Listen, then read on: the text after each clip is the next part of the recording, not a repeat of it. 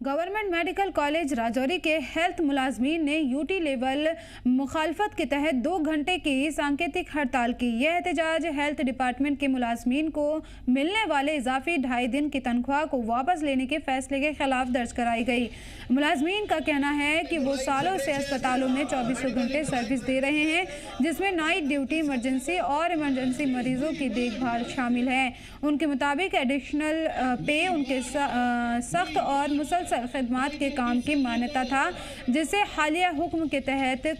Jammu Kashmir finance department ने ख़त्म कर दिया है। एहतजाजियों ने जोर दिया कि हेल्थ सर्विस 24/7 चलती है और मुलाजमीन छुट्टियों और इमरजेंसी हालात में भी ड्यूटी पर रहते हैं। उन्होंने जम्मू कश्मीर सरकार से पुराना निज़ाम बहाल करके इजाफी 2.5 दिन की सैलरी फिर से नाफिज करने की मांग की है।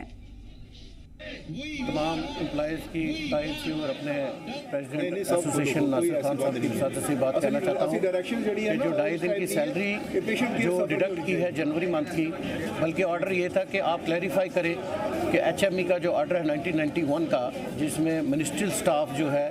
उसको छोड़ करके बाकी नॉन गेस्टेड स्टाफ जितना भी है जो संडे और गेस्टेड हॉलीडे की ड्यूटीज़ परफॉर्म कर रहा है और किसी तरह की लीव अवेल नहीं कर रहा, उसको ये 2.5 दिन की इंसेंटिव जो है सैलरी के साथ दिए गए 91 से लेकर के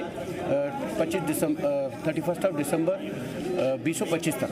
अब जनवरी में ये ऑर्डर आता है तो हमारी सैलरी सभी मुलाजमों की जो डिडक्ट हुई, लेकिन हमने फिर भी रोस्टर ड्यूटीज़ फरवरी में परफॉर्म की।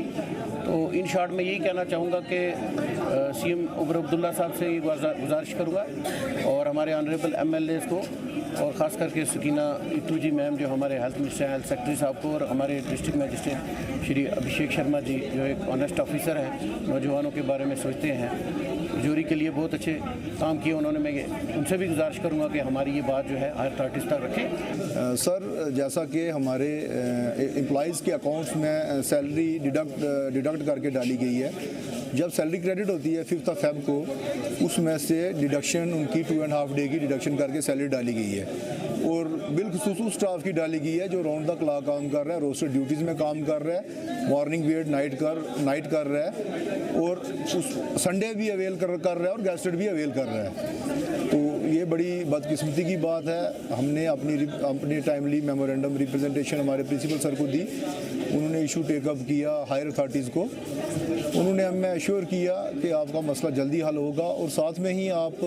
जो हेल्थ सर्विसेज हैं, हेल्थ केयर सर्विसेज हैं, इनको कंटिन्यू करो, पेशेंट केयर सफ़र नहीं होनी चाहिए।